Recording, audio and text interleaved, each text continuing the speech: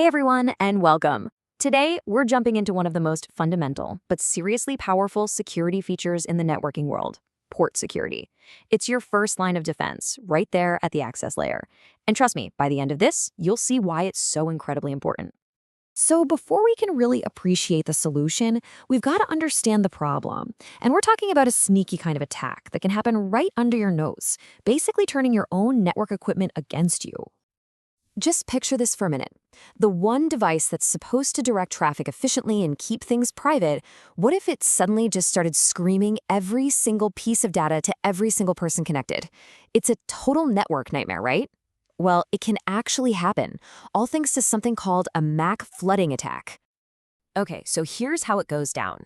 An attacker just bombards a switch port with thousands and thousands of fake hardware addresses. They just keep coming until the switch's memory table is completely full. And what does the switch do? It basically throws its hands up and enters what we call a fail-open mode. It becomes a dumb hub, and just like that, an attacker can see all the traffic on the network. Not good. But don't worry, there's a hero in this story. To stop this kind of chaos, we have this awesome built-in feature that acts like a dedicated bouncer for every single port on your switch. And that hero, of course, is port security. Its job is pretty simple, but absolutely vital. It enforces a strict guest list on each port, all based on a device's unique MAC address. It basically says, hey, if your MAC address isn't on my list, you are not getting in. And that right there stops a MAC flooding attack dead in its tracks. You know, one of the best ways I've heard this explained is with this analogy. Leaving your network ports wide open is like leaving a pile of cash on a table for anyone to just walk by and grab. Enabling port security, that's like putting the cash in a bank. It's a fundamental layer of protection. It might not be Fort Knox, but it's a critical first step. And you know what? The default setting is incredibly simple, and it's represented by this number right here, 1. The moment you turn on port security on an interface, that's it. It will only allow a single MAC address. If a second device, any second device, tries to connect, bam, it's flagged as a violation. So if our switch is a bouncer, it's got to have a guest list, right? So let's dig into how the switch actually figures out which MAC addresses are legit and which ones should be turned away at the door. And this is really the big question when you're setting this up. Are you going to hand the bouncer a pre-written list? Or maybe the bouncer just learns who to let in based on the first few people that show up? Or maybe a mix of both? This leads us to the 3 main ways we can get this configured. This table breaks it down perfectly. First up, you've got static mode. This is where you, the administrator, manually type in the exact MAC address allowed on that port. It's super secure, perfect for something like a critical server. Then there's dynamic. This one's easy. It just automatically learns the first MAC address it sees. The only catch? If the switch reboots, it forgets everything, so it's best for temporary situations. And finally, we have sticky, which kind of mixes the best of both. Yeah, this sticky mode it's the one you're probably going to use the most. It's so clever. It automatically learns the MAC address of the first device plugged in, just like dynamic, but then it sticks that address into the running configuration, essentially making it permanent like a static entry. It's just so practical for regular user computers.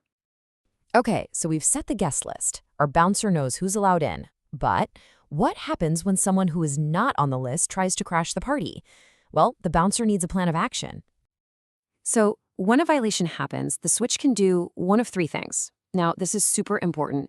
If you don't tell it what to do, it uses the default, which is shutdown. The other 2 options you can configure are protect and restrict. All right, let's look at protect versus restrict, because they're almost twins. They both do the same thing. They drop the traffic from the bad guy, but they keep the port up and running for the legitimate user. The one and only crucial difference is that restrict sends you an alert and logs the event, while protect just does its job silently. You'd never know there was a problem unless you went looking. But we have to talk about that default mode, shutdown, because, wow, it is harsh.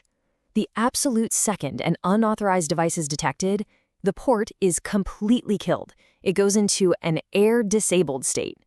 Now, it does send you an alert, but then it just stays off forever until a network admin like you has to manually log in and turn it back on. And here's a really simple visual way to remember this. When that shutdown violation happens, if you look at the physical switch, the little light for that port will literally turn red or amber. It's a clear, physical sign that says, hey, something went wrong over here and I need your attention. Okay, look, as great as port security is, we have to be realistic. It's a fantastic layer of defense, but it's not some kind of magical, unbeatable shield. So let's talk about where it has some weaknesses. So here's the biggest chink in its armor. Port security is based on MAC addresses, and MAC addresses can be faked or spoofed. A determined attacker can figure out the MAC address of a device that's allowed on the network and then just clone it. That's why port security has to be part of a bigger defense strategy, not the whole thing. And this leads to a real-world headache with that super secure shutdown mode. Imagine a user just unplugs their office computer to quickly charge their personal laptop. Boom. Port goes into errdisable. Now you, the admin, have to get an alert, log in, and fix it. This can become a huge, huge waste of time.